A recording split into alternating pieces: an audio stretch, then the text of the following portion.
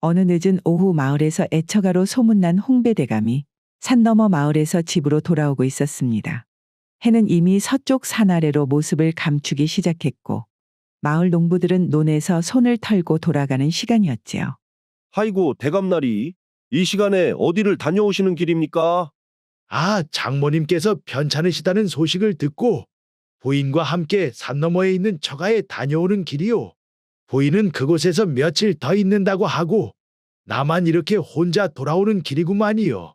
아이고 대감나리, 요즘 세상에 부인을 그렇게 끔찍이 챙기시는 어르신은 아마 홍배대감님 밖에 없을 겁니다요. 아, 그러게 말이야. 우리 마을 다른 대감님들은 첩이다 뭐다 난리인데다. 틈만 나면 건넌 마을 기방에까지 출입을 하시는 것 같던데. 홍배 대감님께서는 아직도 부인만 바라보시는 것이 참 보기가 좋습니다 그려. 허허, 나는 그런 분들을 탓할 생각은 없구만이요. 사람마다 다 자기가 중히 여기는 것이 다르지 않겠습니까? 아이고, 다른 대감님들도 홍배 대감님을 본받으면 참으로 좋을 터인데. 그럼 대감님, 저희들은 이만 먼저 들어가 보겠습니다. 마을 사람들이 홍배대감에게 인사를 하고 각자 집으로 발걸음을 돌리자 홍배대감은 쓴웃음을 지으며 조용히 혼잣말을 되뇌었습니다. 그 누구는 첩을 들이기 싫어서 안 하는 줄 아는가? 안 하는 것이 아니라 하고 싶어도 못하는 것이지. 그 남의 속도 모르고. 홍배대감이 마을 사람들과 헤어지고 집에 가까워지자 하늘에서는 느닷없이 폭우가 쏟아지기 시작했습니다. 흠뻑 비에 젖은 생쥐골로 집 대문 앞에 도착한 홍배대감. 그가 집 문 앞에 들어서자 대문은 굳게 닫혀 있었고 그곳을 지키는 머슴 역시 보이지 않았기에 홍배대감은 급히 문을 두드리며 외쳤지요. 이복의 집에 아무도 없는가? 그 누구라도 좋으니 빨리 문 좀 열어다오.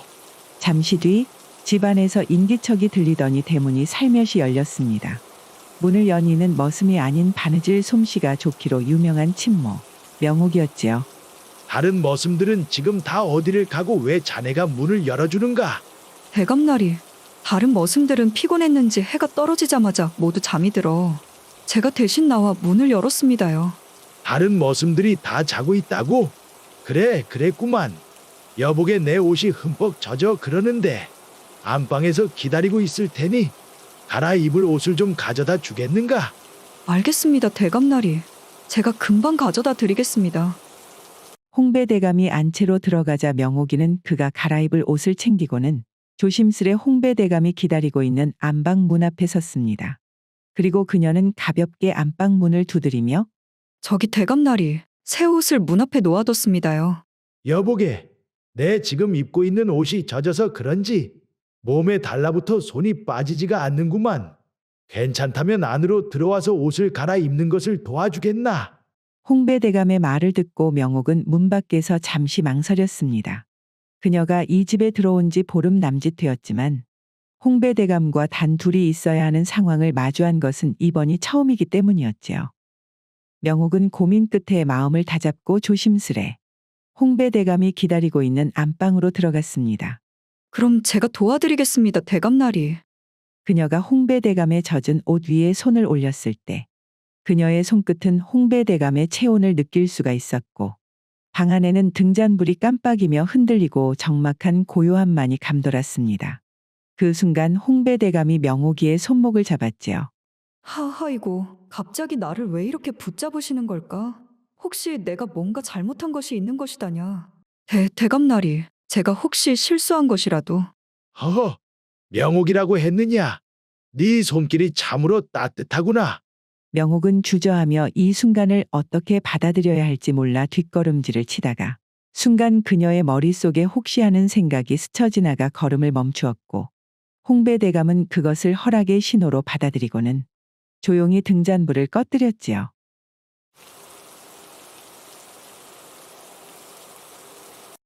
올해로 막 30을 넘긴 명옥이는 10여 년 전 부모님의 권유로 옆마을에서 홀어머니를 모시며 살고 있는 농사꾼 진수에게 시집을 갔습니다. 남편 진수는 대대로 물려받은 논이 제법 많았으며 천성이 선의 마을에서도 제법 신망이 두터운 사람이었지요.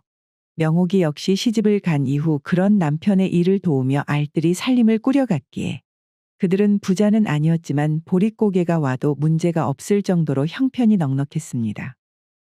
그렇게 명옥이 행복한 시집살이를 이어갔지만 그녀에게도 한 가지 큰 고민거리가 생겼는데요. 그것은 아무리 노력을 해도 도무지 아이 소식이 없다는 것이었지요. 마누라 오늘도 마당에 신령님께 빌려가는 것인가? 아무리 우리가 노력을 해도 애가 들어서지 않는 것이 이것이 내 잘못이 아닌가 하구만요. 벌써 제가 서방님께 시집 온 지도 3년이 넘어가는데 이제는 아침에 어머님 얼굴 보기도 슬슬 죄송스러운 마음이 드는구만요. 아, 너무 걱정하지 마시구려 마누라. 아이야 때가 되면 자연히 생기지 않겠는가? 이럴 때일수록 편안하게 마음 먹고 기다릴 줄도 알아야지. 남편 진수는 늘 따뜻한 말로 명옥이를 다독였지만 시간이 지남에 따라 슬슬 그의 눈빛에도 불안함이 스며들기 시작했습니다. 그러던 어느 날 항상 명옥이에게 다정한 모습을 보였던 시어머니가 하루는 무거운 얼굴을 하고 명옥이를 방으로 불렀는데요. 웬일인지 시어머니의 옆에는 20살 남짓한 젊은 여인이 아무 말 없이 앉아 있었지요. 아이고, 어머님 손님이 오셨구만요. 이분은 무슨 일로 오신 분이랍니까요? 아가, 내 갑작스럽게 이런 말을 하는 것이 참말로 미안하긴 한데 말이다. 우리 진수가 그래도 독자인데 이 집안의 대를 이을 아이가 있어야 하지 않겠냐? 저희도 노력을 하고 있기는 한데 말이어요, 어머님. 내가 다 알제. 그것을 모르는 것은 아닌디 말이여. 내 이렇게 니한테 부탁 좀 하자, 애미야. 이 아이는 매향이라고 하는데 앞으로 반년 정도 우리 집에 머무르게 할 것인디. 너가 그동안 친정에 다녀와 주면 안 되겠냐? 이것이 다 우리 집안을 위한 일이니까 네가 조금만 이해를 해주면 좋겠구만. 그 말을 들은 명옥이는 가슴이 덜컥 내려앉았습니다. 그녀는 숨을 깊이 들이마시고는 억지 미소를 지으며 간신히 대답을 하였지요. 우리 집안을 위한 일이라면 잘 알겠습니다. 어머님, 제가 내일 날이 밝는 대로 친정에 다녀오겠습니다. 명옥이 신방으로 돌아가자 진수는 미안함과 죄책감에 그녀를 보자마자 눈길을 피하고는 등을 보이며 돌아섰습니다. 서방님 너무 미안해하지 않으셔도 됩니다요. 제가 어머니 말씀대로 따르기로 했습니다. 마누라, 내 미안하다는 말밖에는 할 말이 없구만 그려. 이것이 당신 탓도 아니고 내 탓도 아니구만요. 그러니까 너무 자책하지 마셔요. 명옥의 부드러운 말에 진수는 아무 대답도 하지 못한 채 밤이 깊도록 그저 눈물만을 계속해서 삼켰습니다. 그리고 다음날 날이 채 밝기도 전 명옥이는 최소한의 짐만 챙기고는 조용히 시댁에서 빠져나와 이웃 마을의 친정으로 발걸음을 옮겼습니다. 시간은 어느덧 반년이 흐르고 봄이 막 시작된 어느 날 명옥이는 짐을 꾸려 다시 시댁으로 돌아갔지요. 그 매양이라는 아가씨는 아직도 집에 있을까? 그 아가씨가 참말로 우리 서방님의 아이를 가졌으려나. 명옥이 시댁에 가까워질수록 머릿속의 생각은 꼬리에 꼬리를 물며 이어졌고 마음은 점점 더 무거워졌지요. 어느덧 시댁 대문이 보이자 마당으로 나오던 시어머니가 그녀를 발견하고는 아이고, 이것이 누구여? 우리 애미 아니냐? 친정에서 오느라 고생했구만. 어머니 다녀왔습니다. 그동안 잘 지내셨습니까요? 그나저나 서방님은 일 나가셨단가요? 애미야, 내가 참말로 미안했다. 이 늙은이가 욕심이 앞서서 니한테 이런 고생을 다 시켰구나 그래. 아닙니다요, 어머니. 이것이 제가 다 부족한 탓이지요.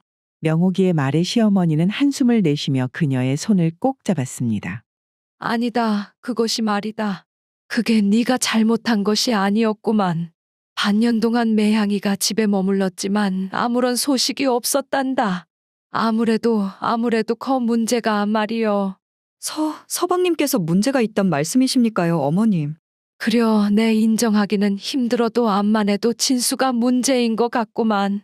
네가 그동안 친정에서 얼마나 마음고생이 심했을지 생각하면 내 참말로 미안하다는 말밖에는 할 말이 없구나. 그 말을 듣는 순간 명옥이는 복잡한 기분이 밀려들었습니다.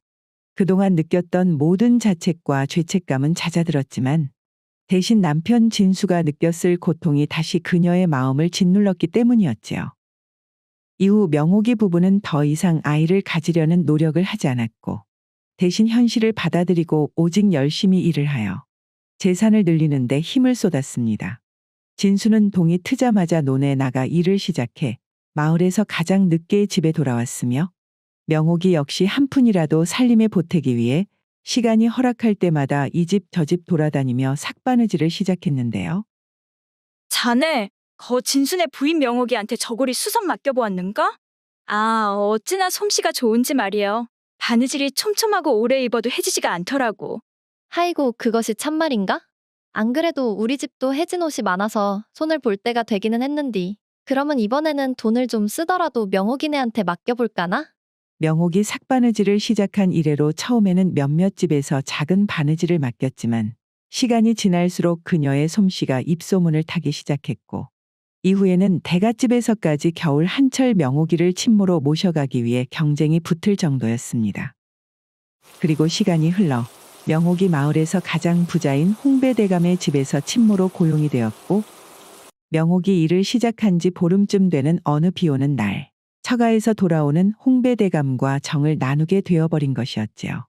그 일이 있고 나서 더 이상 홍배대감의 얼굴을 쳐다볼 수 없었던 명옥은 홍배대감 집에서 나오게 되었고 이후 그녀가 홍배대감과 정을 통한 지 석 달의 시간이 지났을 때쯤 그날도 명옥이는 평소와 다름없이 방에 앉아 바느질을 하고 있었는데요. 한참 동안 그녀가 바느질에 열중하던 중 갑자기 뱃속에서 메스꺼움이 느껴지기 시작했습니다. 와, 엄매, 이것이 혹시 처음에는 그저 단순한 헛구역질이라 생각을 했지만 시간이 지날수록 명옥의 증상은 심해지고 그녀의 배는 서서히 불러오기 시작했습니다. 그리고 하루는 일을 마치고 온 진수가 명옥의 몸의 변화를 눈치채고는 조심스럽게 물었지요. 마누라, 어디 아픈 곳이라도 있는 것이요? 앞만 봐도 요즘 몸이 정상이 아닌 것 같은디. 서방님, 그게 말이에요. 거 사실은 명옥은 진수의 물음에 목이 메어 쉽게 대답을 할 수가 없었습니다. 아, 어디가 아프면 얼른 말을 해보시구려. 병이란 게 참으면 참을수록 더 커지는 것 아니겠소? 서방님, 사실은 제가 아이를 가진 것 같구만요. 진수는 그 말을 듣는 순간 아무 말도 할 수 없었습니다. 아무리 생각을 해보아도 최근 반년 동안 부인 명옥이와 정을 나눈 기억이 없었기 때문이었지요. 서방님, 참말로 제가 죄송하구만요. 마음 마침내 천지신명님께서도 우리 집에 복을 내려주시려나 봅니다. 서방님, 명옥이 눈물을 보이며 진수에게 미안한 마음을 보이려 하자 진수는 활짝 웃음을 지어 보이며 명옥의 손을 잡고는 기쁨에 찬 목소리로 말했습니다. 그동안 당신이 나에게 시집을 온 이후로 아이를 가지지 못한 것에 대해 늘 미안한 마음이 있었는데 이제야 당신에게 그 미안한 마음을 털어버릴 수가 있게 되었구만. 부인, 이 아이는 하늘이 우리에게 내려준 아이가 틀림없소. 진수의 따뜻한 말에 명옥이는 그저 어깨를 들썩이며 흐느낄 뿐이었습니다.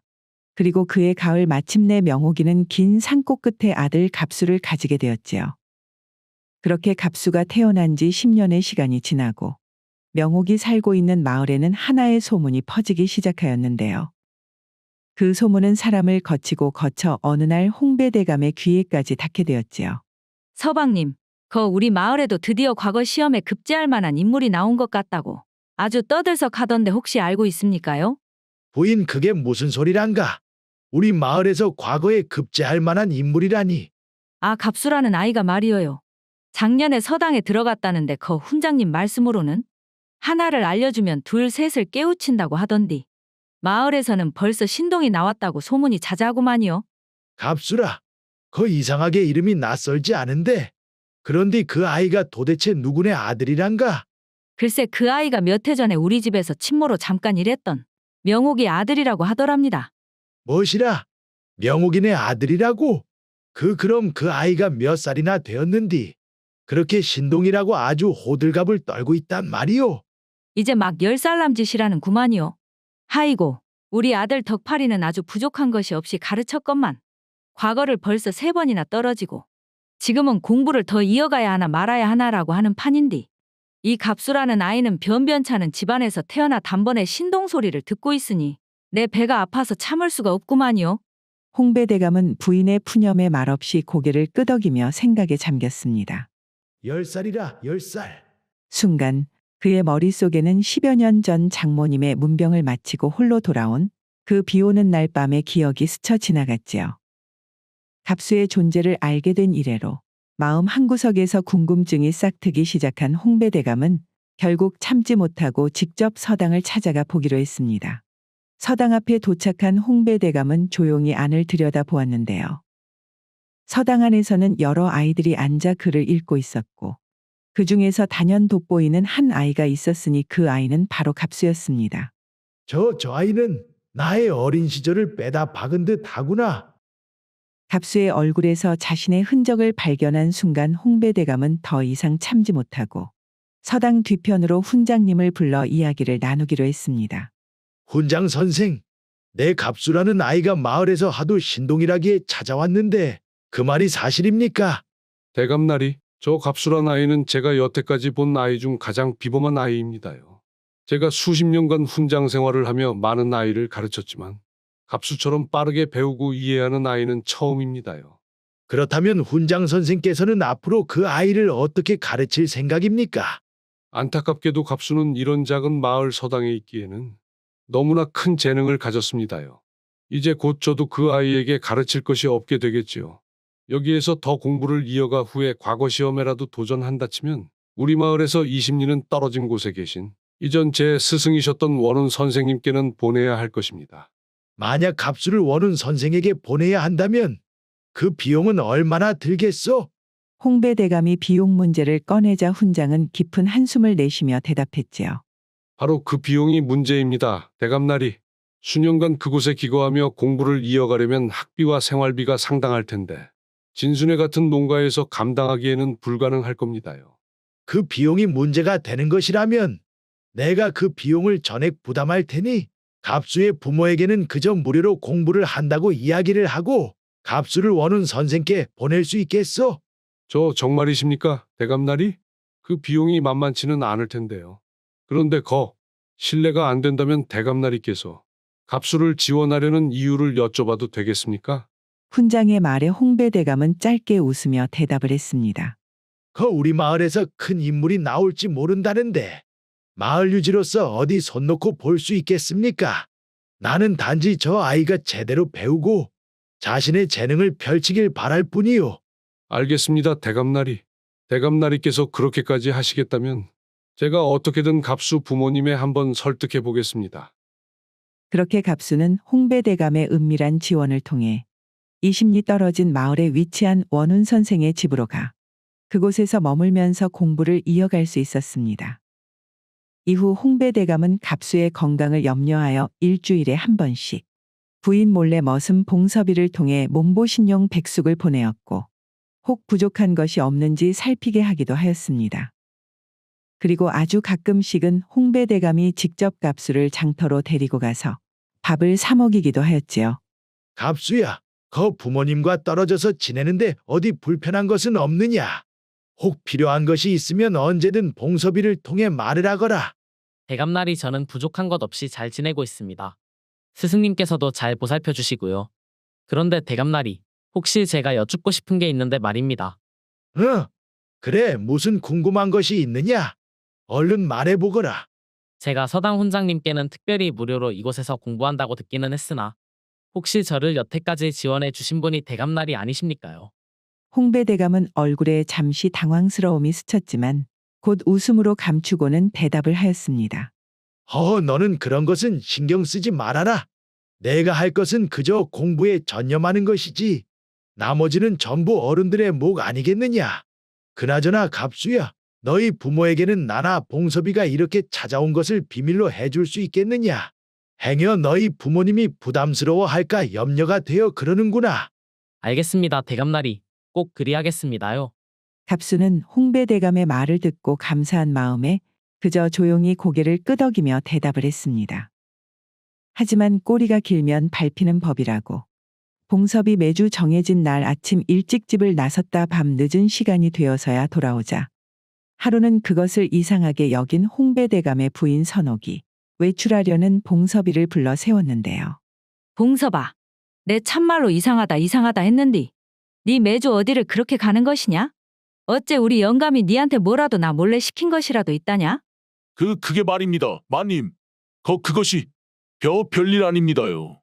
봉섭이 놀란 기색을 보이며 대답을 얼버무리자 선옥은 그의 말투와 표정에서 뭔가 숨기고 있다는 것을 알아채고는 재차 더 단호하게 물었습니다. 봉섭아, 너가 지금 여기에 있는 집이며 재산이며 다 누구 주머니에서 나온 것인 줄 알면서도 나한테 그렇게 숨기려고 하는 것이냐잉? 이 집에 있는 무엇 하나 우리 영감 것이 있는 줄 아느냐? 너 말이여 바른대로 말하지 않으면 우리 집뿐만 아니라 우리 마을에서는 더 이상 발 붙이고 못 살 것이니 네 생각 잘해서 대답하는 것이 좋을 것이다. 하이고 잘못했습니다요, 마님.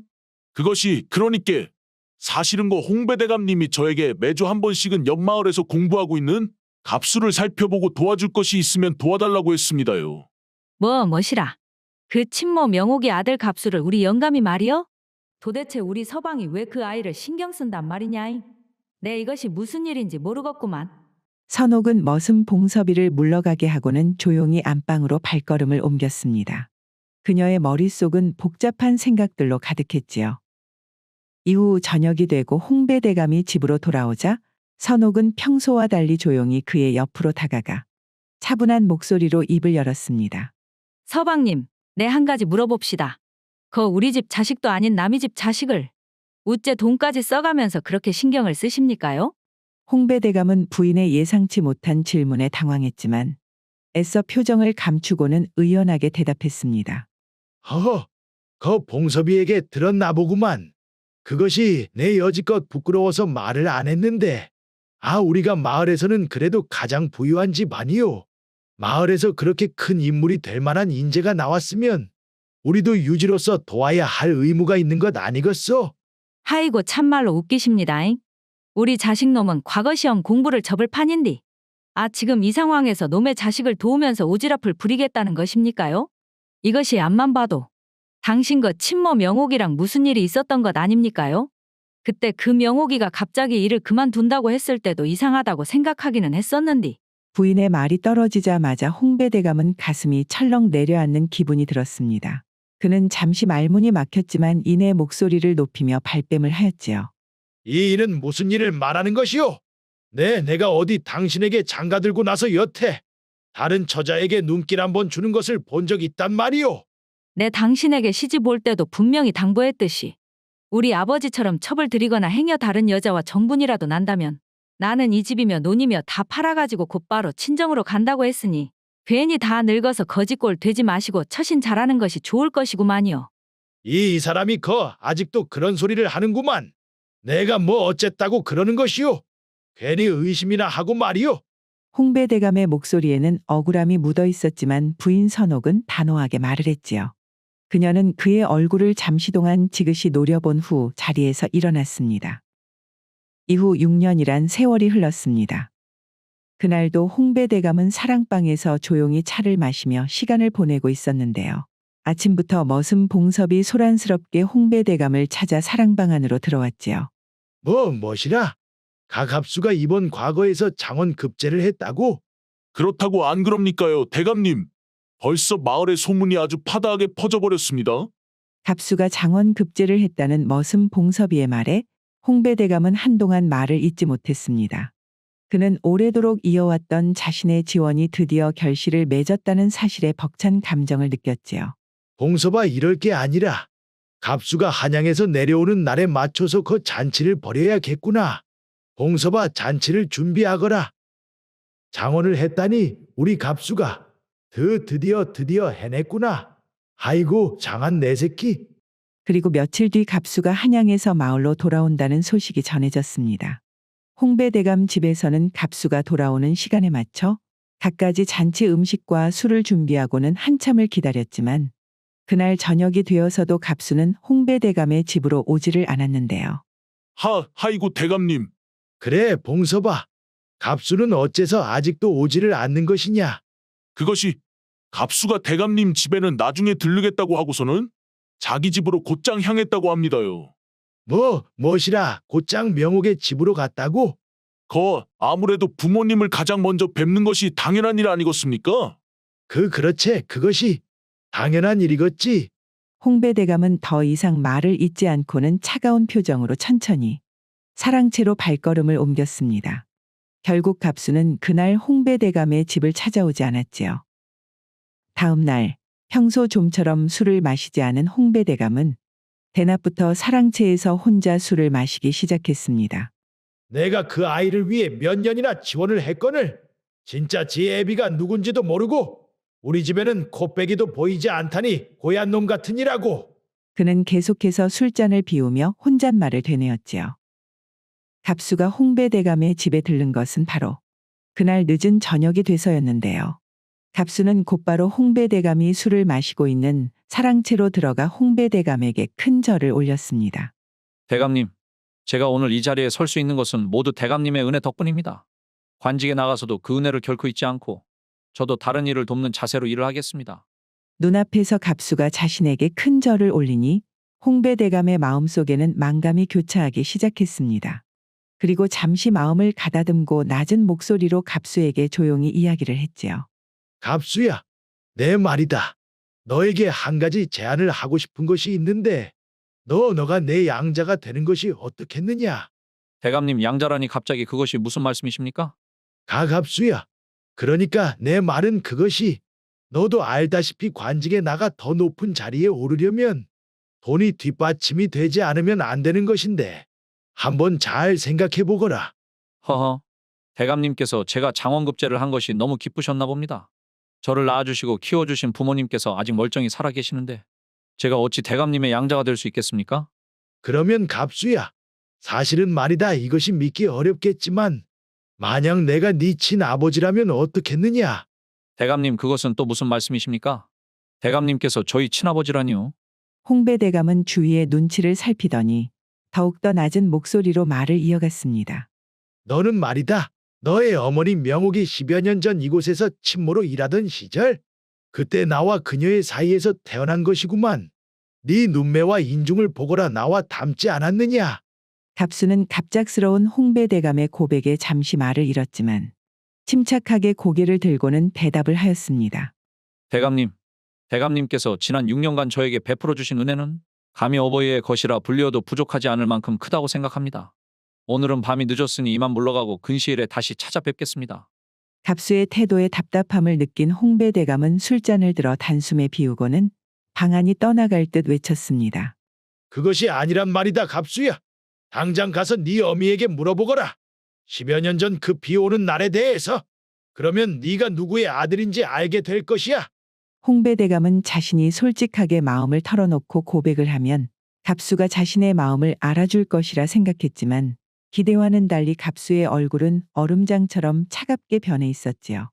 갑수는 천천히 자리에서 일어나 다시 한번 큰 절을 올리고는 대감님께서 베풀어 주신 은혜와 가르침을 결코 잊지 않겠습니다. 그럼 모쪼록 건강하시기를 바라겠습니다. 그 말을 끝으로 갑수는 단호히 등을 돌린 채 방을 나서기 위해 사랑채 문을 열었는데요. 이게 웬일입니까? 사랑채 문 밖에는 홍배대감의 부인 선옥이 서 있었고 그녀는 마치 처음부터 모든 것을 알고 있었다는 듯 무서운 얼굴로 홍배대감을 노려보고 있었지요. 워메 마누라. 아니 부인 그것이 그러니까 말일세. 혹시나 했는데 역시 내 짐작이 맞았구만. 아, 뭐하고 가만히 앉아 계십니까? 얼른 짐 싸지 않으시고. 갑수가 홍배대감 집 대문을 나오자 차가운 밤 공기가 그의 얼굴을 스치며 지나갔습니다. 달빛 아래 놓여져 있는 길은 고요했지만 그의 마음속은 폭풍처럼 요동치고 있었지요. 갑수가 막 자신의 집으로 발걸음을 옮기려는 순간 집 안에서는 홍배대감이 자신을 부르는 듯한 흐느끼는 소리가 들렸지만 갑수는 한 번도 뒤돌아보지 않은 채 그저 자신을 길러준 부모의 집으로 발걸음을 향할 뿐이었습니다.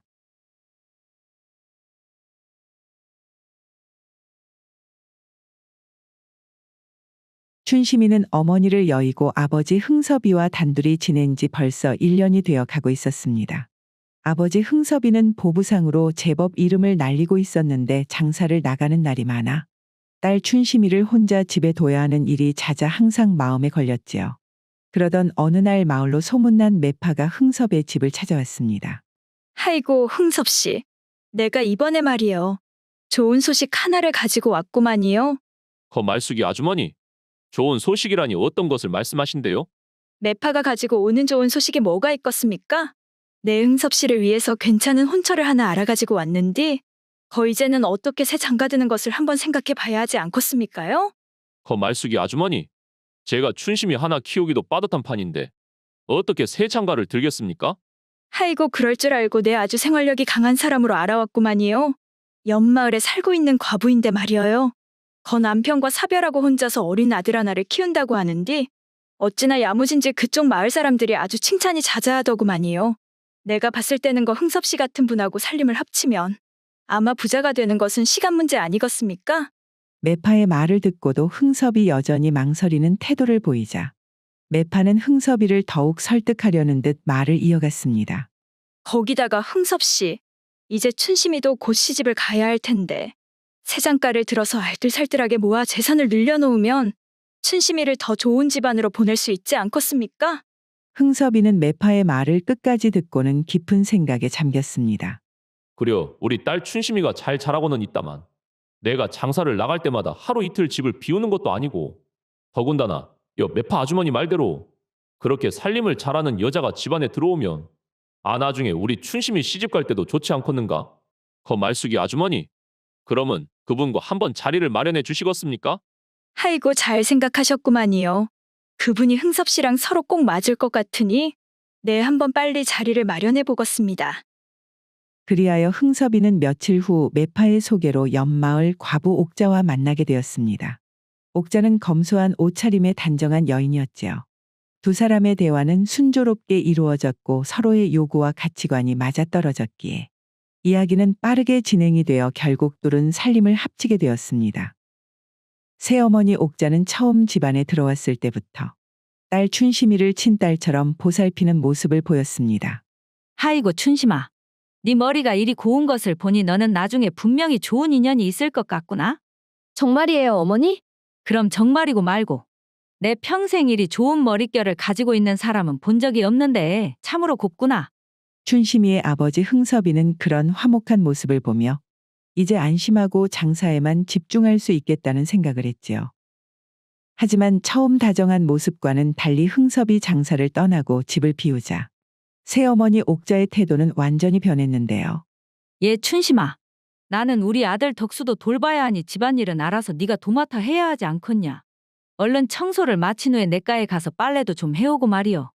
오늘 아주 할 일이 태산같이 쌓였구나. 옥자는 흥섭이가 일을 나가면 자신은 손가락 하나 까딱하지 않은 채 춘심이에게 모든 일을 맡기고는 자신의 아들에게만 온갖 정성을 쏟았습니다. 춘심이는 어머니가 돌아가신 뒤로 홀로 집안일을 해왔기에 집안일들에 익숙했지만 새 어머니의 냉대와 편애는 그녀의 마음을 서서히 무겁게 만들었지요. 어느 날 흥섭이 며칠 만에 일을 마치고 집으로 돌아와 마당에서 춘심이를 보고는 활짝 웃으며 물었습니다. 춘심아, 새어머니께서는 잘해주시느냐? 어디 불편한 점은 없고? 춘심이는 그 순간 잠시 머뭇거렸습니다. 자신이 구박받고 있다는 사실을 아버지에게 말하면 모처럼 이뤄진 가정의 평화가 깨질지도 모른다는 생각에 그녀는 이를 악물고는 애써 미소를 지으며 대답했지요. 걱정 마세요, 아버지.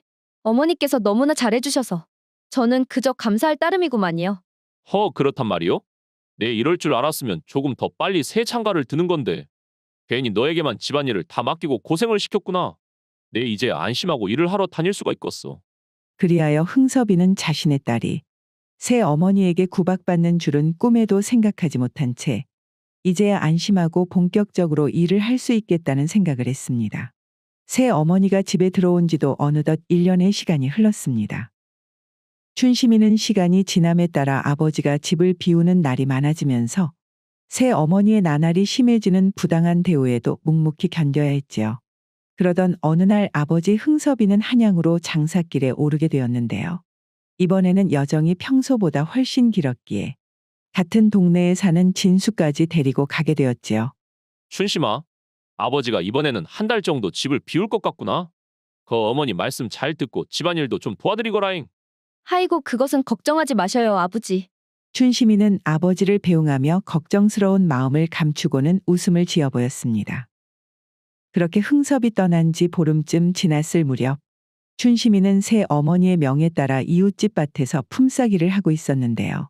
내리쬐는 햇볕에도 쉴 틈 없이 한참 동안 일을 하던 차에 춘심이는 멀리서 누군가 자신을 향해 다가오는 것을 느껴 고개를 들어 확인을 해보니 그는 다름 아닌 아버지와 함께 떠났던 진수였지요. 진수 아저씨? 아버지는 어디 가시고 혼자 오셨단가요? 춘심아, 꼭 놀라지 말고 들어라잉.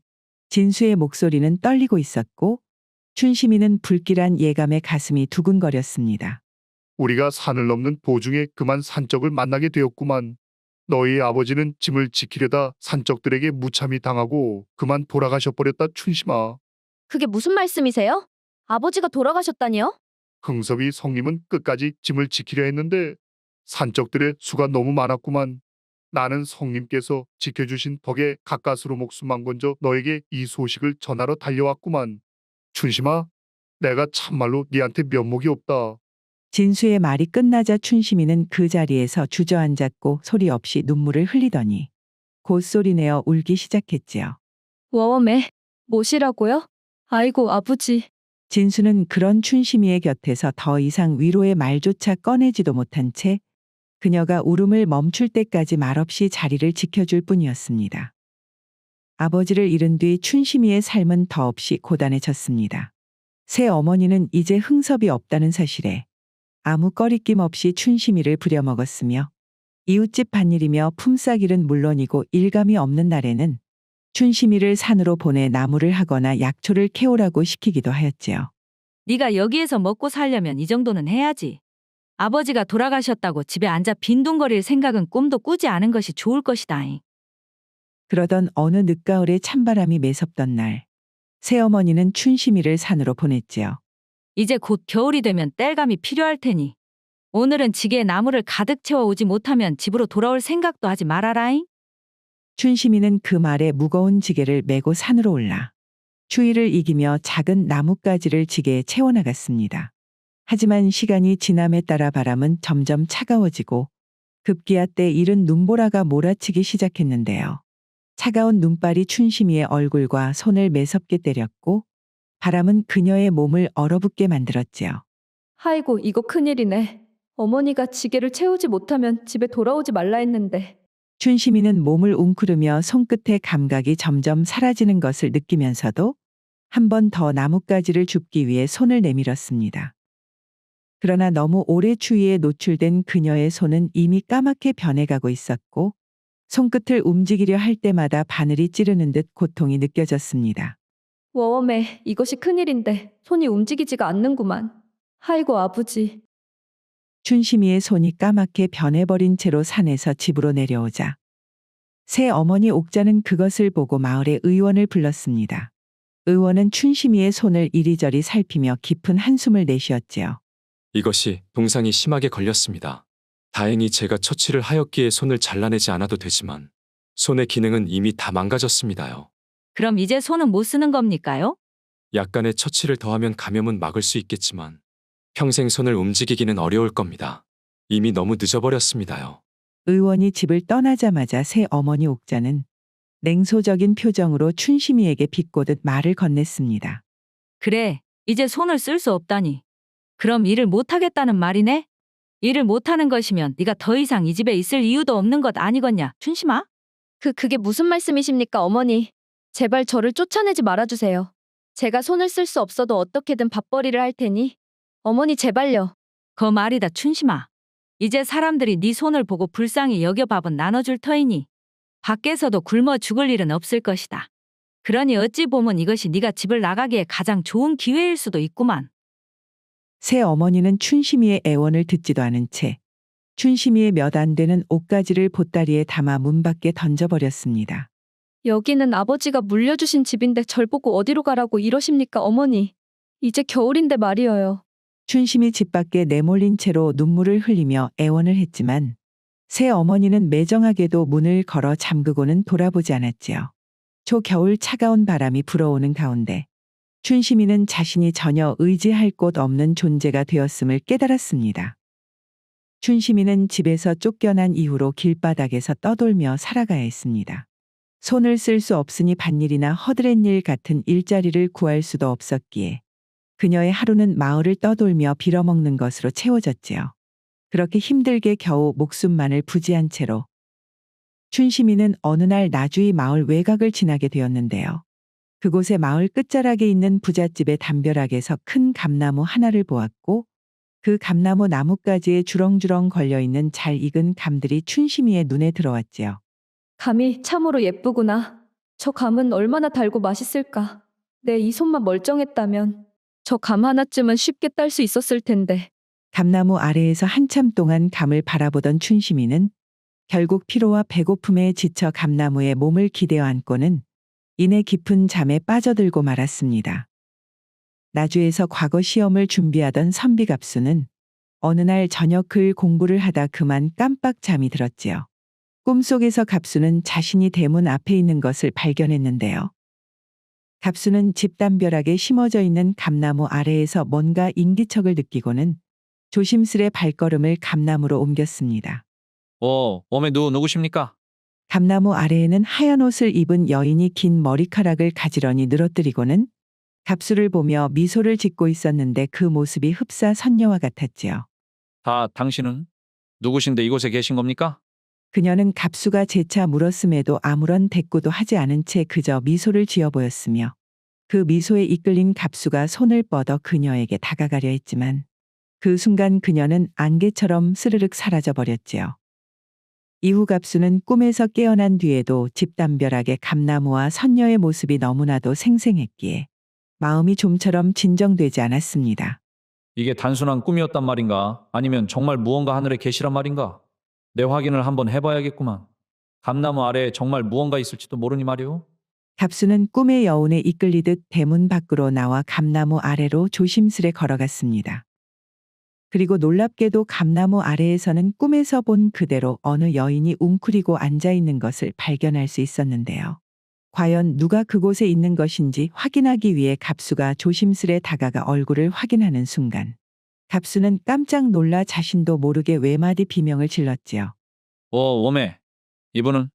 그곳에 앉아서 자고 있는 여인의 행색은 초라했고 손은 까맣게 변해 있었지만 그녀의 얼굴은 분명 꿈속에서 본 선녀와 똑같았기 때문이었지요.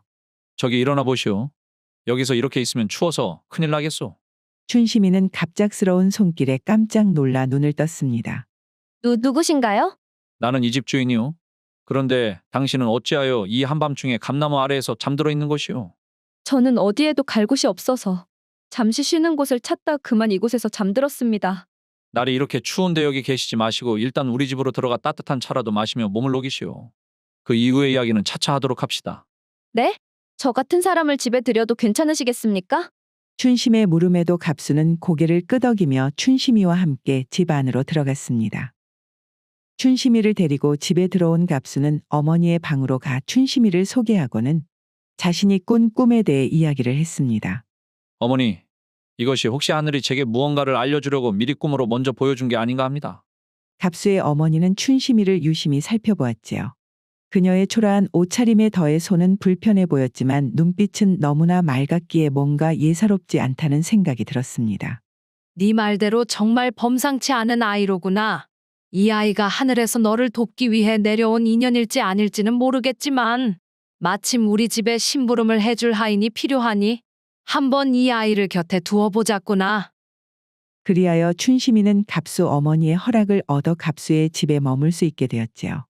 이후 춘심이는 손을 쓸 수 없는 상황에서도 최선을 다해 집안일을 도왔으며 특유의 성실함과 맑은 성품으로 갑수 어머니의 마음을 조금씩 움직였습니다. 그리고 시간은 1년이 흐르고 하루는 갑수의 어머니가 갑수를 조용히 방으로 부르더니 갑수야, 내 그동안 많이 생각을 해봤는데 춘심이를 네 아내로 삼는 것이 어떻겠느냐? 내 1년간 춘심이를 지켜본 바 그 아이가 요즘 보기 드물게 성실하고 착한 심성을 지녔으니 춘심이가 정말 하늘에서 내려온 선녀일지 아닐지는 모르겠으나 확실히 네 배필로는 나쁘지 않을 것 같은데 말이다. 저도 춘심이가 곁에 있으면 마음이 든든해지는 것이 어머니와 같은 생각입니다. 갑수는 처음 춘심이를 감나무 아래에서 본 순간부터 특별한 마음을 품고 있었기에 어머니의 말을 듣고 기꺼이 혼인을 결심했고 둘은 혼례를 치르게 되었습니다. 시간은 또다시 춘심이 갑수와 혼례를 치른 지 1년 정도 지나고 춘심이는 갑수의 아이를 가지게 되었고 점점 산달이 다가오는데 하필이면 갑수가 과거 시험을 보기 위해 한양으로 올라가야 하는 일이 생겼습니다. 갑수는 자신이 없는 사이에 부인 춘심이 혼자 아이를 낳는 것이 계속 마음에 걸려 떠나기 전 부인 춘심이에게 당부하였지요. 부인 내가 한양으로 간 사이에 무슨 일이 생기면 꼭 머슴 봉섭이를 통해서 기별을 보내주시오. 서방님 걱정하지 마세요. 어머님께서 무슨 일이 있더라도 제 옆에 계실 것이니 서방님은 시험 공부에만 집중하시고 부디 건강히 돌아오세요. 그렇게 갑수는 한양으로 과거 시험을 위해 떠나게 되었고 춘심이는 갑수의 무사귀환을 빌었습니다. 그리고 갑수가 한양으로 떠난 지 얼마 지나지 않아 춘심이는 건강한 아들을 낳게 되었는데요. 춘심이는 아들을 낳자 바로 시어머니께 갑수에게 보낼 편지를 써달라 부탁을 하였지요. 서방님, 우리에게 건강한 아들이 태어났습니다. 저는 무사히 아들을 낳았고 이름은 경수라고 지었습니다. 아이는 저와는 달리 튼튼하고 건강하니 부디 걱정하지 마시고 과거 공부에만 전념해 주시기 바랍니다. 아이고 아가. 그래 이 정도면 우리 갑수가 이제 안심하고 과거 공부에만 집중을 할 수 있겠구나. 시어머니께서 편지를 써주자 춘심이는 곧바로 머슴 봉섭이를 불러 한양에 있는 갑수에게 전달해 달라고 부탁을 하였지요. 다음 날 똥이 트자마자 봉섭이는 춘심이가 건넨 편지를 가지고 나주에서 한양까지 먼 길을 떠났습니다. 봉섭이 한양으로 가는 와중에 하루는 한 민가에 들러 하룻밤 묵고 가는 일이 생겼는데요. 그곳은 한 중년 과부가 아들과 살고 있는 집이었고 그 과부는 봉섭이 마음에 들었는지 술상까지 차려주며 봉섭이를 대접했습니다.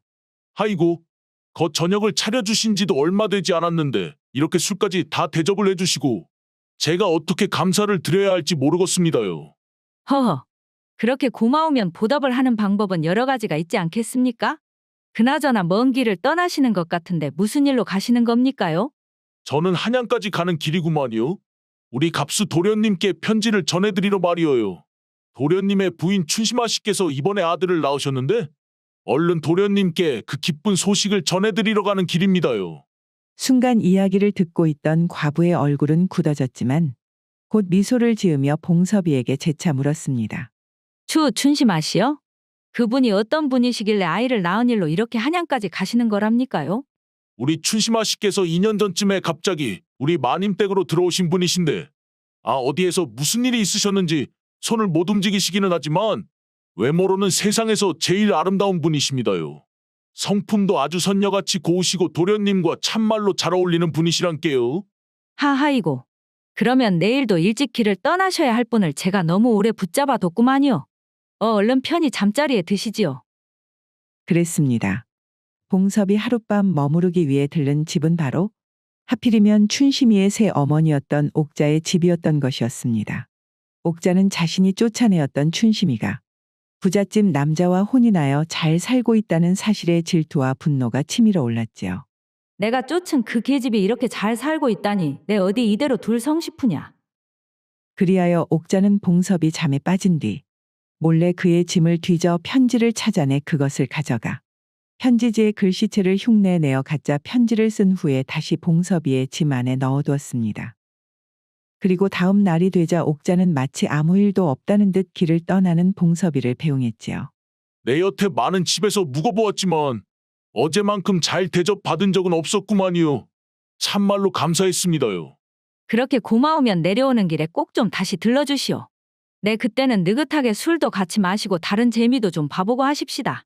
봉섭이는 그녀의 호의를 고맙게 여기고는 고개를 숙이고 다시 한양길에 올랐습니다. 봉섭이 긴 여정을 마치고 마침내 한양에 도착한 후 갑수가 머무르고 있는 하숙집에 도착하자 갑수는 봉섭이를 반갑게 맞았지요. 먼 길 오느라 참으로 고생이 많았구나 봉섭아. 아이고 고생은 무슨 고생이랍니까 도련님. 그나저나 마님께서 도련님께 편지를 써서 보내셨습니다. 얼른 한번 확인해 보시지요. 갑수는 편지를 받아들고는 미소 지으며 봉투 안을 열었습니다.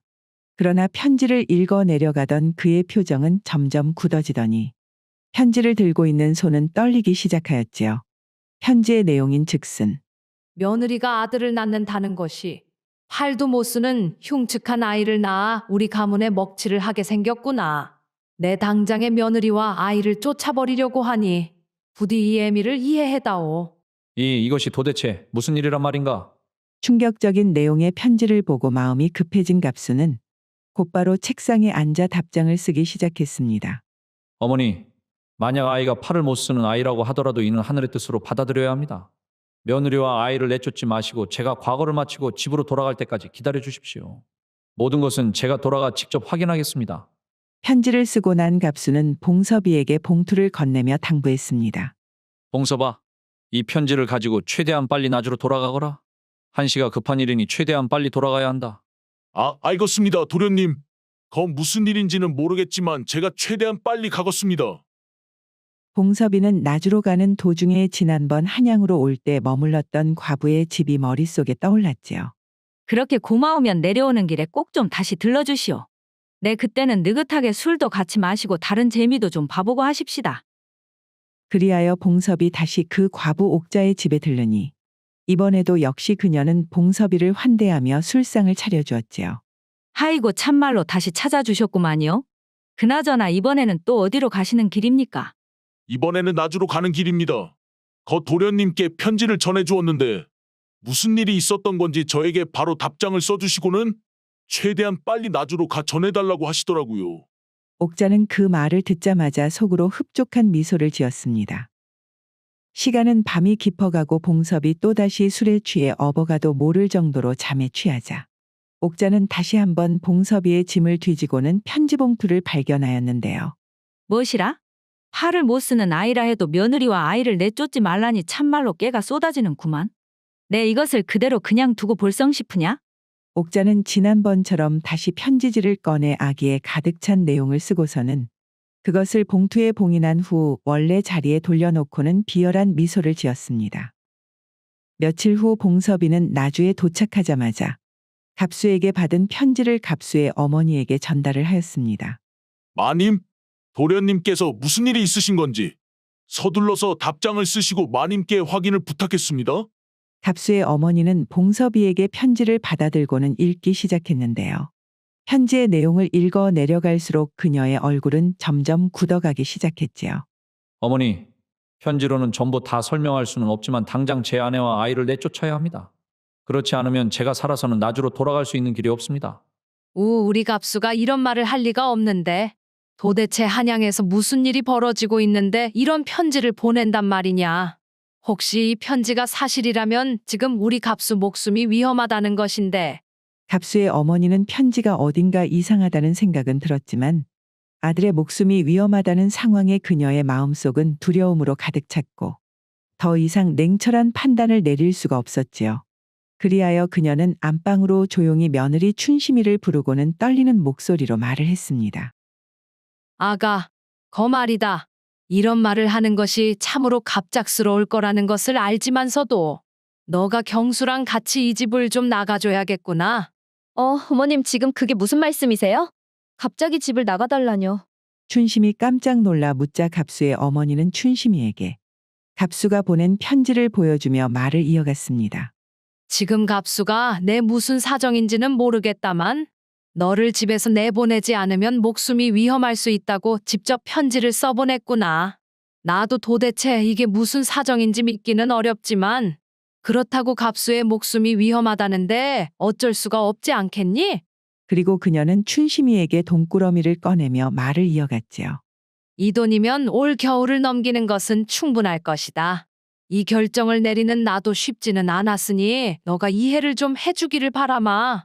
춘심이는 도대체 무슨 상황인지 알 수 없었지만 남편 갑수의 목숨이 위험하다는데 계속해서 집에 있을 수 없는 노릇이라 그저 고개를 끄덕이며 시어머니를 바라보았습니다. 어머님, 갈 곳 없는 저를 그동안 돌봐주셔서 정말 감사합니다. 제가 이렇게 집에 나가게 되었지만 어머님에게 받았던 은혜는 결코 잊지 않겠습니다. 그리고 서방님께서 무사히 돌아오시기만을 바라겠습니다. 그리하여 춘심이는 겨울 바람 속에서 어린 아들을 품에 안고 대문 밖으로 나가 한참 동안 집을 바라보고는 꾸벅 인사를 한 뒤 발걸음을 옮겼습니다. 춘심이는 다시 길을 나섰습니다. 그녀는 남편 갑수와의 행복했던 나날들을 뒤로하고 이제는 아이를 품에 안은 채 정처 없이 떠나야 하는 신세가 되었지요. 그렇게 나주를 떠난 지 보름쯤 흐르고 춘심이가 충청도 온양의 어느 골짜기에 다다랐을 때 그녀는 그곳에서 예상치 못한 기이한 광경을 마주하게 되었는데요. 초겨울에 들어섰음에도 불구하고 골짜기 한가운데 작은 물웅덩이가 얼어있기는커녕 김이 모락모락 피어오르며 따뜻한 기운을 뿜어내고 있었지요. 세상에나, 이 추운 겨울에 물 웅덩이에서 따뜻한 김이 올라오다니. 내 생전 이런 것은 들어보지도 못했는데. 춘심이 가던 발길을 멈추고 신기한 광경의 넋을 잃고 한참 무릉덩이를 바라보고 있던 순간 그녀의 지친 팔의 힘이 점차 풀리며 그만 아이가 그녀의 품에서 미끄러져 나와 웅덩이에 빠지고 말았습니다. 웜에, 경수야. 춘심이는 쏘스라치게 놀라 아이를 구해야 한다는 일념으로 주저하지 않고 몸을 물웅덩이 속으로 던졌습니다. 그리고 그녀가 물 웅덩이 안에서 아이를 안은 순간 춘심이는 자신에게서 일어나는 이상한 변화를 감지했는데요. 동상으로 검게 변했던 손에 피부가 따뜻한 물이 스며들면서 피부색이 원래대로 돌아오더니 손가락 역시 굳었던 관절이 풀어지듯 부드럽게 움직이기 시작했습니다. 이것이 도대체 어떻게 된 일이란 말인가? 하늘이 나와 우리 아이를 버리지 않으셨구만. 온양의 뜨거운 연못에서 기적을 경험한 춘심이는 이제 아이와 함께 살아갈 수 있는 새로운 희망을 안고 다시 길을 떠났습니다. 그리고 며칠간의 방랑 끝에 춘심이는 어느 작은 마을의 외곽에서 허름한 주막 하나를 발견하고는 그곳으로 들어갔지요. 누구시오? 이 근방에서는 못 보던 얼굴인데. 죄송합니다만 주인마님. 제가 길을 걷다 이곳을 발견하였는데 혹시 일손이 필요하면 저에게 일거리를 주실 수 있으십니까요? 제가 아이와 함께 살 곳이 필요하니 잠시만이라도 좋습니다. 주모는 춘심이를 보며 잠시 망설였지만 춘심이의 눈빛 속에서 간절함을 느끼고는 고개를 끄덕이며 말을 했습니다. 사실 일손이 부족하기는 하는데 어디 일을 제대로 할 수 있을지 모르겠구만. 주인마님, 제가 손이 불편했던 시절에도 할 수 있는 것은 모두 해냈구만요. 청소든 요리든 심부름이든 뭐든 할 수 있는 것은 할 테니 일단 한번 시켜만 주시면 안 되겠습니까? 그렇게까지 말하신다면요. 그럼 마침 남은 방이 있으니 그곳에서 지내면서 한번 며칠 동안 일을 해보시구랴. 하이고 주인마님, 참말로 이 은혜를 잊지 않겠습니다. 그리하여 그날부터 춘심이는 주막에서 일을 하기 시작했습니다. 춘심이는 워낙에 간절했기에 손을 쉬지 않으며 성실하게 일을 했고 시간이 지날수록 주모와 손님들에게도 인정을 받아 다행히 주막에서 새로운 삶을 시작할 수 있었지요. 한양에서 과거 시험을 본 갑수는 보기 좋게 낙방을 하였습니다. 평소 그의 실력이라면 충분히 과거 급제를 하고도 남았겠지만 고향에서 보내온 어머니의 이상한 편지가 그의 마음을 어지럽혔기 때문이었지요. 그리하여 그는 과거 시험이 끝나자마자 한시도 지체하지 않고 발걸음을 나주로 옮겼습니다. 어머니, 춘심이와 우리 아들은 어디 있습니까? 갑수야, 그것이 이제 와서 무슨 소리냐? 너가 직접 쓴 편지에 아내와 아이를 내쫓으라고 하지 않았느냐? 어머니 그것이 지금 무슨 말씀이십니까? 세상에 자기 아내와 자식을 내쫓는 사람이 어디 있다고. 제가 그런 편지를 썼다는 겁니까? 그것보다 어머니께서 저에게 손을 쓰지 못하는 흉측한 아이가 태어났으니 가문의 수치라며 내쫓아야 한다고 편지를 보내지 않았습니까? 그게 무슨 소리냐, 갑수야. 내 분명히 너에게 그저 아이가 잘 태어났으니 과거 시험 준비를 잘하라고 보냈을 뿐인데 이게 도대체 무슨 영문인지 모르겠구나. 어머니 누가 어떤 마음으로 그랬는지는 모르겠으나 중간에 편지가 의도적으로 바뀐 것 같습니다. 혹시 춘심이가 어디로 간지 알고 계십니까? 아이고 갑수야. 내 분명 그 편지가 이상하다고는 생각을 하기는 했는데 이제 어쩌면 좋으냐 갑수야. 내 춘심이와 우리 손주가 어디로 갔는지 알 길이 없으니 말이야. 어머니 안 되겠습니다. 내 이럴 게 아니라 직접 춘심이를 찾아 나서야겠습니다요.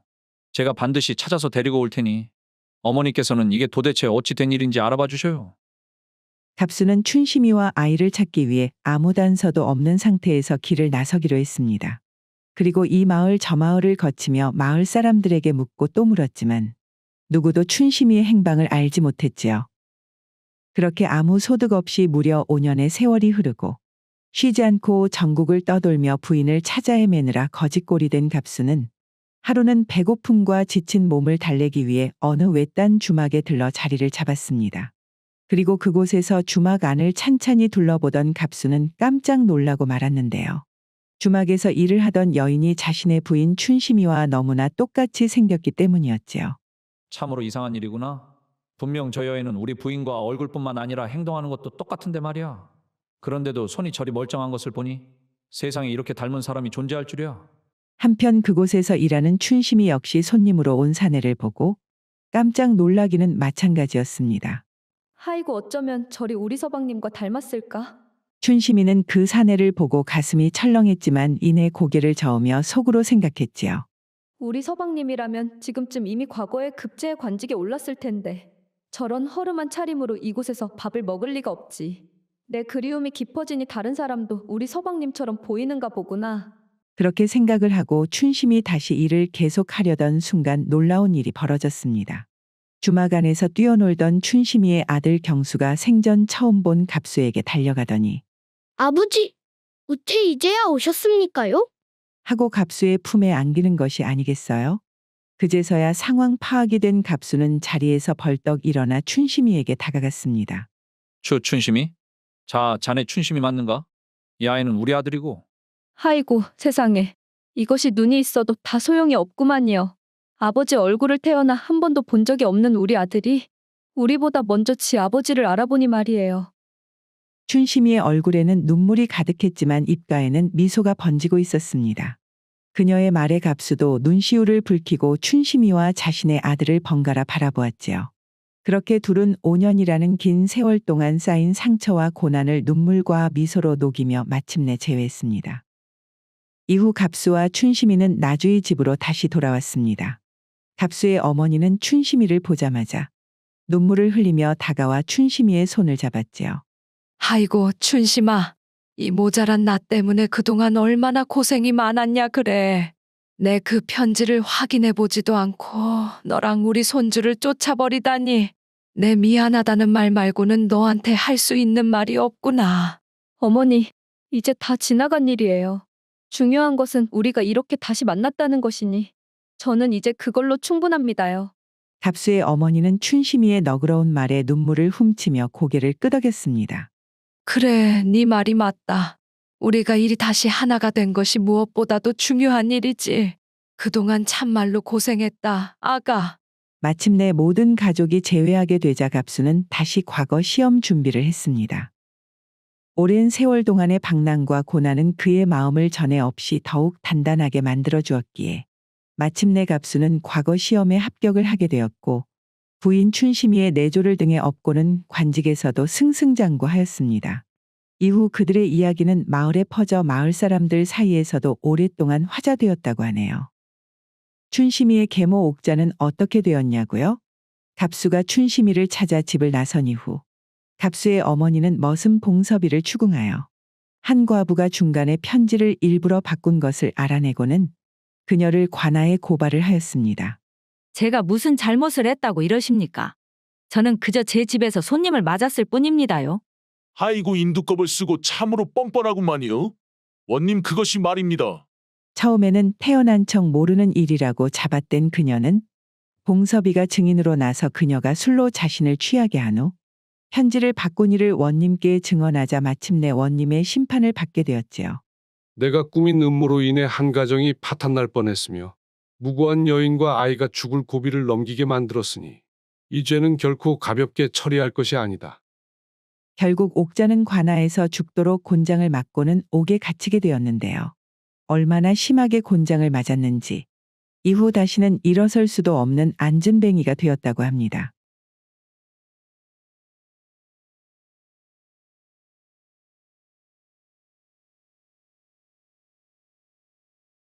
경기도 수원 근처 작은 산골 마을. 이곳에서 덕팔이라는 총각이 병든 노모와 함께 살고 있었습니다. 덕팔이는 매일 새벽이면 마을의 밭으로 소자기를 나갔고 일이 없는 날에는 산에 올라 약초와 나무를 캐며 생계를 꾸려갔습니다. 어느 맑은 아침, 덕팔이 마당에서 새벽녘부터 산에 올라갈 준비를 하니 방 안에서는 그의 어머니가 기침을 하며 쇠약해진 몸을 이끌고 마당으로 나와 아들을 마중 나왔지요. 덕팔아, 이렇게 이른 새벽부터 산에 올라갈 준비를 하는 거니? 어머니 이제 곧날이 쌀쌀해지니 장작을 만들 나무를 좀 해올까 하구만요. 거기다가 덤으로 어머니 몸에 좋은 약초도 좀 캐가지고 오고요. 내가 이리 몸이 아프지만 않았어도 네가 이렇게까지 고생은 안 할 텐데 내가 너에게 짐만 되는 것이 참으로 미안하구나 덕팔아. 아이고 어머니 그런 말씀 하지 마셔요. 저는 항상 이야기를 했듯이 어머니랑 같이 지내는 것이 제일 좋구만요. 그래도 너도 이제 나이가 다 되었으니 장가를 가야지. 언제까지 혼자 살 생각이냐잉? 나중에 나 없으면 어쩔라고. 아이고 내 새끼. 장가는 무슨 장가입니까요, 어머니? 아직 일거리도 많고 어머니께 챙겨드릴 것도 많은데 말이에요. 전 어머니만 계시면 걱정 없습니다요. 어머니는 아들 덕파리의 말에 가슴이 뭉클해져 그저 조용히 미소를 보였습니다. 아들의 밝고 천진난만한 모습이 그녀에게는 가장 큰 위로였지요. 어느 날 덕파리가 사는 마을에 새로운 소문이 돌기 시작했습니다. 바로 마을 깊은 숲속에 허름한 초가집이 지어졌고 그곳에서 나이를 가늠하기 힘든 이상한 노인이 혼자 살기 시작했다는 것이었지요. 저녁이 되어 마을 주막은 소문을 나누는 사람으로 북적이기 시작하였고 늦은 술자리에서 그 노인에 대한 이야기가 도마 위에 올랐습니다. 덕춘이 성님 들었습니까요? 그 산속에 새로 집을 지은 영감 말이오. 이름이 뭐랬더라 무엇이냐 갈처사라고 했던가? 누가 그랬었는데 그 양반이 말이오. 옛날에는 관직의 높은 자리까지 올랐다더구만. 무엇이라고라? 아이고 그런 양반이 왜 이런 오지 산골에 와서 혼자 사려고 하겠소? 내가 듣기로는 책을 너무 많이 봐서 머리가 돌아버렸다는데. 주막에 모인 이들이 한참 새로 이사온 노인에 대해 이야기를 나누고 있을 때쯤 옆에서 이야기를 듣고 있던 나무꾼이 조용히 입을 열었지요. 그것이 말이요. 제가 그 자를 본 적이 있구만요. 무엇이라고? 진수 자네 참말인가? 엊그제 산에 나무하러 갔다가 그 양반이 그 집에서 나오는 것을 봤는데 아이고 진짜 내가 보고 기절하는 줄 알았습니다요. 머리는 백발에다가 눈은 한쪽만 뜨고 있었는데 눈매가 어찌나 사나운지 도깨비 불처럼 번쩍하고 빛나더라고요. 거보는 순간 오금이 다 저리더라 이 말입니다. 나무꾼의 목소리에 주막의 분위기는 순간 조용해졌습니다. 그렇게나 흉하게 생겼단 말인가? 아이고 흉한 정도가 아니었구만요. 성님들 말대로 그런 얼굴로 관직의 높은 자리에 올랐다면 저는 이 나라 임금 자리까지 못 오를 것이 어디 있겠습니까? 에이 이 친구가 할 말이 따로 있지. 누가 들으면 큰일 날라고. 허허. 그렇게 갈처사에 대한 소문은 마을 전체에 빠르게 퍼져갔습니다. 누구는 그가 예전의 권력을 휘두르던 무서운 인물이라 했고 또 누구는 도수를 부르는 신비한 은자라며 조심하라고 경고하기도 했지요. 그렇게 갈처사에 대한 소문이 무성하게 퍼져가던 어느 날 덕파리는 어머니의 약을 지을 약초가 다 떨어져가는 터라 망태를 들고 산으로 올라갔습니다. 덕파리 하루 종일 숲에서 이런저런 약초와 나무를 캐고 집으로 돌아오는 길. 덕파리는 무심코 산 중턱에 있는 갈처사가 살고 있다는 초가집을 지나치는데 갑자기 어디선가 고통스러운 신음소리가 들려오는 것 아니겠어요? 몸에 죽겠구만. 덕파리 갑작스레 들려오는 소리에 발을 멈추고 귀를 기울이자 그 소리가 초가집 안에서 들려오는 것을 확인할 수 있었습니다. 누구 계십니까요? 무슨 일 있으십니까요? 덕파리의 부름에도 대답 없이 신음소리만 더욱 깊어지자 망설이던 덕파리는 조심스레 그 집으로 들어가기로 마음을 먹었습니다. 이거 큰일이구만. 아무래도 내 직접 집 안으로 들어가서 확인을 해봐야겠어. 그리하여 덕파리 갈처사 집의 창호문을 열고 방 안으로 들어가자 방 안은 한낮임에도 불구하고 어두컴컴하고 숨이 막힐 듯한 퀴퀴한 냄새가 진동했습니다. 그리고 희미한 등불 아래에는 갈처사로 보이는 노인이 이마에 굵은 땀방울을 흘리며 쓰러져 있었지요. 오메. 어르신 괜찮으십니까? 이러다 큰일 나겠구만. 몸이 완전히 불덩이인디. 노인의 몸이 심상치가 않은 것을 확인한 덕파리는 서둘러 자신의 망태 속을 뒤지며 간절히 무엇인가를 찾기 시작했습니다. 그리고 그가 캐온 약초 중에 열을 내리는데 좋은 인진쑥을 발견하고는 서둘러 그것을 다려 노인의 입에 천천히 흘려보냈지요.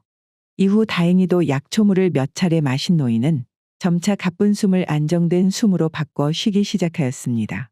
아이고 참말로 큰일이 날 뻔했구만. 내 평소에 어머니를 돌보는데 익숙해서 다행이지. 그래도 이제 열이 내렸으니 조금은 나아지시겠지. 노인의 몸이 회복되고 있는 것을 확인한 덕파리는 그제서야 조용히 노인의 초가집을 빠져나와 어머니가 기다리고 있는 자신의 집으로 발걸음을 옮겼습니다.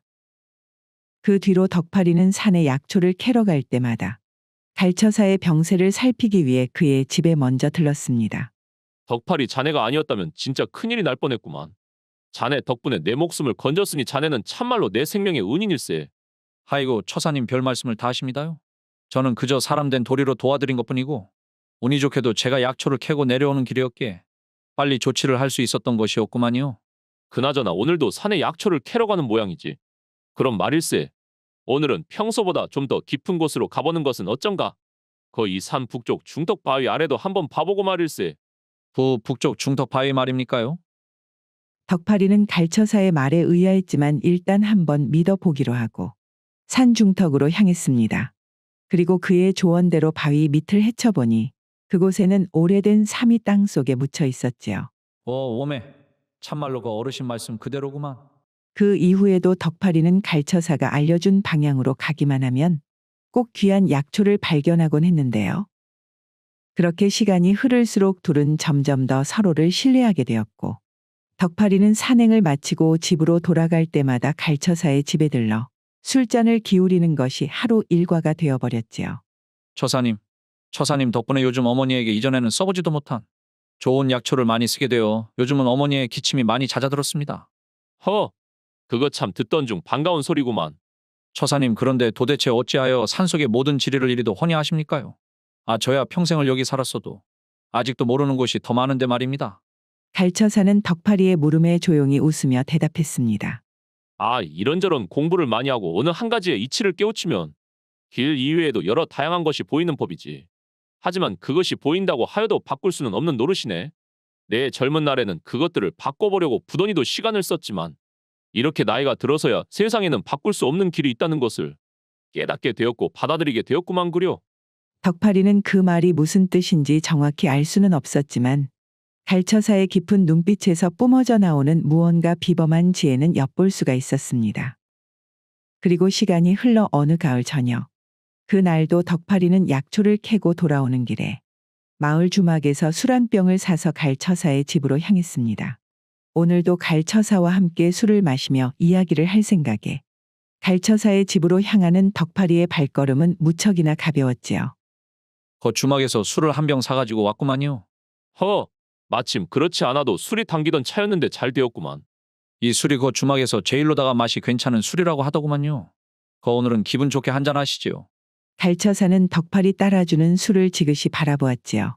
하지만 그렇게 좋은 술을 앞에 두고도 갈처사의 표정은 평소와는 다르게 어딘가 그늘이 드리워졌는데요. 처사님, 혹시 오늘 어디 불편한 곳이 있으십니까? 그것이 아니라 덕파리 자네 내 자네에게 할 말이 있구만. 무슨 말씀이십니까, 처사님? 갑자기 그렇게 심각한 얼굴을 다하시고 무슨 큰일이라도 있는 겁니까요? 갈처사는 잠시 침묵하다가 연심 깊은 한숨을 내쉬었습니다. 덕파리 자네 말일세. 곧 큰일이 있을 것 같으니 마음에 준비를 하는 게 좋을 것 같구만. 큰일이라니요? 도대체 무슨 일이 생긴다는 겁니까? 자네도 마음속으로는 이미 알고 있지 않나? 덕파리는 그제서야 가슴 깊은 곳에 묻어둔 불안이 떠올랐습니다. 늘 기운이 약하고 병치레가 잦았던 어머니의 얼굴이 눈앞에 아른거린 것이지요. 아이고, 제발 지금 저희 어머니 말씀이신 겁니까요? 인생이란 그런 것이지. 우리가 길을 알고 있어도 바꿀 수는 없는 노릇 아니겠는가? 그 말을 끝으로 갈처사는 더 이상 어떤 말도 하지 않았고 덕파리는 마치 가슴이 무거운 돌덩어리에 눌리는 듯한 기분이 들었습니다. 갈처사의 불길한 예언이 있고 나서 채 일주일이 지나지 않아 덕파리의 어머니는 조용히 숨을 거두었습니다. 마지막까지 덕파리는 어머니의 손을 붙들고 눈물로 기도했으나 어머니는 미소를 지으며 조용히 세상을 떠났지요. 덕파라, 이제는 내 걱정 말고 부디 네 앞날만 생각하면서 살았으면 하는구나. 그나마 덕파리는 갈처사의 예언 덕에 평소와 다르게 산에 일을 나가지 않고 집에 있었기에 어머니의 옆에서 임종을 지킬 수가 있었습니다. 덕파리의 어머니가 세상을 떠나자 평소 효심이 깊은 덕파리를 좋게 보았던 마을 사람들은 하나둘 덕파리의 집에 모여 장례를 도와주었습니다. 아이고, 덕파리 저 착한 녀석이 평소에도 어머니를 끔찍하게 생각했는디. 아주 가슴이 저리는구만. 그러게나 말입니다. 저 마음 여린 놈이 밤마다 어머니 생각에 눈물을 흘릴 것이 뻔한디. 아이고. 마을 사람들은 온 힘을 다해 장례 준비를 도왔지만 이상하게도 평소에 그렇게 친하게 지내던 갈처사만큼은 덕파리의 집에 코빼기도 보이지 않았습니다. 그러더니 덕파리 어머니의 발인을 앞둔 날 밤, 덕파리는 집 앞 마당에서 한참 동안이나 어머니의 관을 바라보며 슬픔에 잠겨 있었지요. 그때 어둠 속에서 묵직한 발자국 소리가 들려왔는데요. 덕팔아. 덕팔이 자신을 부르는 목소리에 깜짝 놀라 고개를 드니 갈처사가 어둠 속에서 천천히 자신을 향해 걸어오고 있었습니다. 아이고, 처사님 오셨습니까요? 안 그래도 언제 오시나 기다리고 있었습니다요. 내 돈이 없어 너에게 부주는 못하겠지만서도 본래 직원으로서 해줄 수 있는 일이 하나 있구만. 내일이 자네 어머니 팔인이제. 그럼 말일세 자네 고개 아래쪽 냇가를 지나면 물이 뿜어져 나오는 곳이 있을 것이구만. 바로 그곳에 자네 어머니를 모시도록 하시게. 일찍이 물이 솟는 곳에 묘를 쓴다는 말은 평생 들어본 적이 없었기 때문에 갈처사의 말을 들은 덕팔이는 순간 당황했습니다. 처사님, 냇가에 묘를 쓴다니요? 물이 솟아나는 곳인데 그게 도대체 무슨 말씀이십니까? 내 말을 믿으시게 덕팔이. 그 자리는 말일세 자네 어머니에게 가장 좋은 명당 자리구만. 갈처사의 말이 끝나자 덕팔이의 집에 모여 있었던 마을 사람들은 한바탕 들고 일어났습니다. 거 술이나 마셨으면 조용히 들어갈 것이지. 남의 제사집에 와서 그런 헛소리를 다 하다니. 저 양반이 노망이 들어도 아주 제대로 들었구만. 남의 어머니가 돌아가셨다는데 사람이 할 말이 있고 못할 말이 있지. 뭐 지금 어디에다가 묘를 쓰라고? 주위 사람의 소란에도 덕팔이는 갈처사의 눈빛에서 흔들림 없는 진심을 읽고서는 그의 손을 맞잡고 정중히 고개를 숙였습니다. 네, 처사님을 믿어보겠습니다. 이렇게 찾아와 주셔서 정말 감사하구만요. 그려 자네 분명 후회하지는 않을 것이구만. 그리하여 다음 날 이른 새벽, 덕팔이는 주변의 만류에도 불구하고 어머니의 관을 지게에 올려매고 갈처사가 말한 냇가의 자리를 향해 무겁게 발걸음을 옮겼습니다. 고개 아래로 내려가는 길은 험하고 가팔랐지만 그는 결연한 표정으로 산길을 헤쳐나갔지요. 한참을 걸어 냇가에 도착한 덕팔이는 갈처사의 말대로 물줄기가 솟아나는 곳을 발견하고는 지게를 그 옆에 내려놓았습니다. 여기가 갈처사님께서 말한 그 자리란 말인가? 아무리 그래도 물이 솟는 곳에 묘를 쓰라니. 마음속에 아직도 의구심이 가득했지만 어젯밤 갈처사의 눈빛을 떠올리며 덕팔이는 이내 땅을 파기 시작했습니다. 그리고 얼마나 시간이 흘렀을까요? 어디선가 나이든 선비 한 사람이 자신을 향해 천천히 걸어오는 것 아니겠어요? 거기 젊은이, 이 깊은 산중에서 도대체 뭘 하고 있는 것인가? 어르신, 저희 어머니께서 돌아가셔서 묘자리를 위해 땅을 파고 있었습니다. 무엇이라? 허면 여기가 자네 어머니의 묘자리란 말인가? 물이 솟아나는 냇가의 묘자리라니? 사실은 저도 잘 모르겠습니다. 그저 제가 따르는 갈처사라는 분께서 여기가 좋은 자리라며 꼭 이곳에 어머니를 모시라 하였습니다. 무엇이라? 그 사람이 할 장난이 따로 있지. 물이 솟는 냇가의 묘자리라니? 냇가에 어머니의 묘자리를 파는 것을 보다 못한 선비는 급히 품속에서 자필목과 종이를 꺼내더니 빠르게 몇 자를 적어 덕팔이에게 내밀었습니다. 그 젊은이, 이 서찰을 가지고 당장 수원부로 가져가시게. 아니 어르신, 대체 이것이 무슨 일입니까요? 갑자기 수원부로 가라니요. 저희 어머니는 어떻게 하고 말입니까? 여기는 내 직접 지켜볼 테니 걱정하지 않아도 되는구먼. 혹 수원부에 도착해서 문지기들이 길을 막아서거든. 이 서찰을 보여주면 될 것이네. 하지만 어르신께서 왜 저에게? 이러다가 해 떨어지겠구만. 이곳은 내가 지키고 있을 테니 얼른 가보시게. 알겠습니다요, 어르신. 덕팔이는 그 선비의 엄중한 태도와 알 수 없는 위압감에 더 이상 묻지 못한 채 서찰을 품에 넣고 빠른 걸음으로 수원부를 향해서 달려갔습니다. 덕팔이가 수원부로 떠나자 선비는 화가 머리 끝까지 치밀었지요. 냇가에 부모의 묘를 쓰라니. 아무리 상대에게 앙심을 품었다고는 하나 도대체 이게 무슨 망발이란 말인가? 그 선비는 도저히 이대로는 참을 수 없었기에 곧바로 산으로 발걸음을 옮겼습니다. 그리고 그는 덕팔이가 알려준 대로 갈처사의 초가집에 도착하자마자 큰 소리로 외쳤습니다. 이보시오. 이 집에 사는 갈처사라는 사람.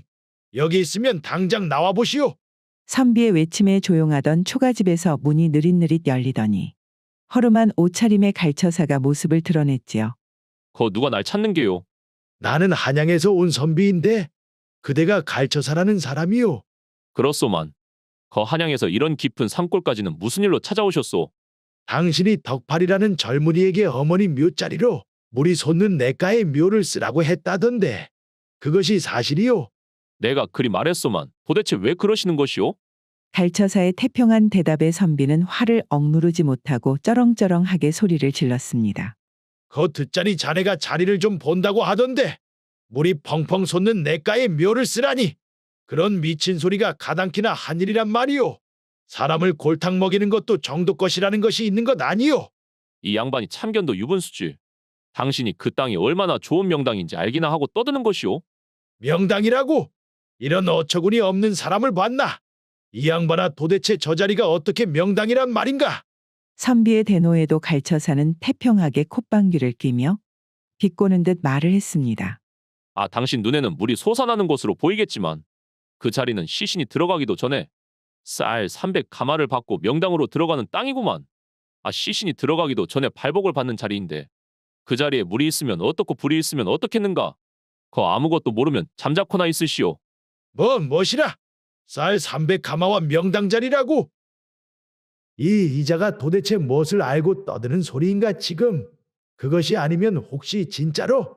갈처사의 거침없는 말에 선비는 말문이 막히고 마음속에서 끌어올랐던 분노도 한풀 꺾여버렸습니다. 허참 그렇게 명당을 잘 아시고 사람 앞길을 잘 보시면 왜 산 아래 있는 다른 이들처럼 돈을 벌어서 고래등 같은 기와집을 짓고 떵떵거리며 살지 않고 이 허름한 산속 초가집에서 살고 계시오. 아직도 이 양반이 아무것도 모르면서 입만 나불거리고 있는구만. 거 산 아래 큰 기와집에 사는 것들은 남을 속이고 착취해서 번 돈으로 사치를 부리는 것이지. 그렇게 번 재산이 다 무슨 소용이란 말이오. 이 초가집은 말일세. 보기에는 이렇게 허름하고 작아 보여도 언젠가 나라님이 직접 찾아오실 명당이구만. 저 아래 기와집하고는 질적으로 다르다 이 말이오. 나라님이 찾아오신다고요? 그렇지. 이곳이 나라님께서 반드시 오실 자리라네. 그럼 나라님이란 분은 도대체 언제 오신다는 말이오? 아, 당신은 평생을 속고만 산 것이오? 참말로 사람을 이렇게 못 믿어서야. 잠깐만 기다려보시오. 그러고는 갈처사는 뒷짐을 지고 콧노래를 부르면서 느릿느릿 초가집 안으로 걸어 들어갔습니다. 내가 재작년에 이 집을 지을 때 나를 받아 적어둔 것이 있었는데 그것이 어디에 있다냐?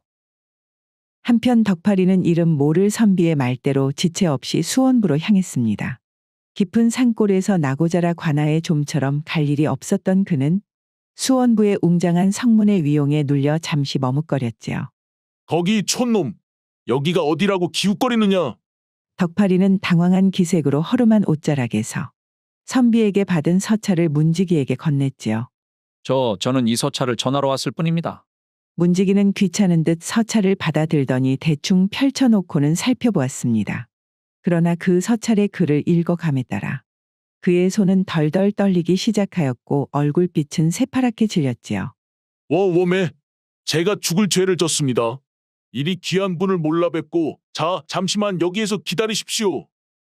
문지기는 안으로 허겁지겁 달려들어가 수원부사의 집무실로 향했고 서찰을 받은 수원부사는 내용을 읽자마자 크게 놀라며 벌떡 일어섰습니다.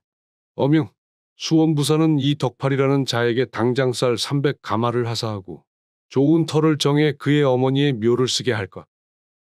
서찰을 확인한 수원부사는 급히 나와 덕파리를 향해 허리를 굽신거렸습니다. 이 몸이 수원부사이옵니다. 소인이 어찌 어명을 헤아리겠습니까만 다만 여쭙고 싶은 것이 도대체 임금님과는 어떻게 아시는 분이십니까? 무슨 소립니까? 임금님이라니. 지금 이 서찰을 주신 분이 임금님이란 말이십니까? 수원부사는 당황한 표정으로 고개를 끄덕였고 덕파리는 갑자기 사시나무처럼 떨기 시작했습니다. 그나저나 여봐라, 어서 쌀 300가마를 준비하고 가장 좋은 묘자리를 찾아 정하라. 이것은 어명이니 지금 지체할 시간이 없다. 워매. 그러면 지금 내가에서 제 어머니 시신을 지키고 계신 그 어르신이 임금님이시란 말씀이십니까? 덕파리는 그제서야 자신이 어떤 기적 같은 일을 겪고 있는지 깨닫기 시작하였고 왜 그토록 갈처사가 내가에 어머니의 묘자리를 쓰라고 했는지 이해가 되기 시작했습니다. 그 시각 집 안으로 들어간 갈처사는 한참이 지나서야 손에 노랗게 빛이 바랜 종이 한 장을 들고는 툴툴대며 다시 마당으로 나왔습니다. 참말로 거 초면에 이 양반한테 내 이것까지 보여줘야 하다니. 뭐 때문에 사람 말을 못 믿어서 이리 귀찮게 하는지 참말로. 그리고 갈쳐사는 종이를 펼쳐 날짜를 확인하는 순간 온몸이 얼어붙는 느낌에 순간 몸을 움직일 수가 없었습니다. 그러더니 갑자기 선비 앞에 무릎을 꿇고 땅에 머리를 조아리며 오메. 상감마마. 제가 죽을 죄를 졌습니다.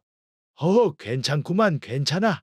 자네에게 그 종이를 확인해 보라고 한 것은 자네가 한 말이 어찌나 신통했던지 정말 내가 오는 날까지 맞출 수 있을까 궁금해서였네. 갈처사는 연신 땅에 고개를 숙이며 떨리는 목소리로 말했습니다. 상감마마 감히 제가 어찌 상감마마의 앞날을 예측했겠습니까? 죄가 너무나 크옵니다. 왕은 미소를 지으며 조용히 갈처사를 일으켰습니다. 애초에 잘못을 한 적이 없으니 자네가 내게 용서를 구할 필요가 없다네. 다만 내 부탁을 하나 들어주겠는가? 부탁이라니 전하, 무슨 부탁이옵니까? 자네가 말일세 내 죽은 뒤 묻힐 자리를 하나 잡아주지 않겠는가? 조선 팔도에 자네만큼 명당을 잘 아는 자는 내 들어보지도 못했구만. 하이고. 상감마마의 자리를 잡아드리는 것은 직원에게 있어서 최고의 영광인데 제가 어찌 거역하겠사옵니까? 제가 무슨 일이 있더라도 가장 좋은 자리를 반드시 찾아 올리겠사옵니다. 참으로 고맙네, 고마워. 왕에게 직접 부탁을 받은 갈처사는 이후 온 마음을 다해 땅을 찾아 나섰고 한양 서북 쪽에 위치한 명당을 찾아 왕에게 올렸습니다. 그 자리가 바로 현재의 고양시 서오릉에 자리한 명릉, 숙종대왕의 능이 된 것이었지요. 이후 왕은 갈처사의 공로를 치하하며 그에게 무려 3,000냥을 하사였는데요. 갈처사는 정중히 사양을 하고는 그 중에 노잣돈으로 30냥만을 받았다고 합니다. 그렇게 자신의 일을 마친 갈처사는 행선지를 알리지 않은 채 호련히 떠나버렸고 이후 그를 보았다는 사람은 아무도 없었기에 그의 이야기가 그저 전설로만 남아있게 되었다고 하네요.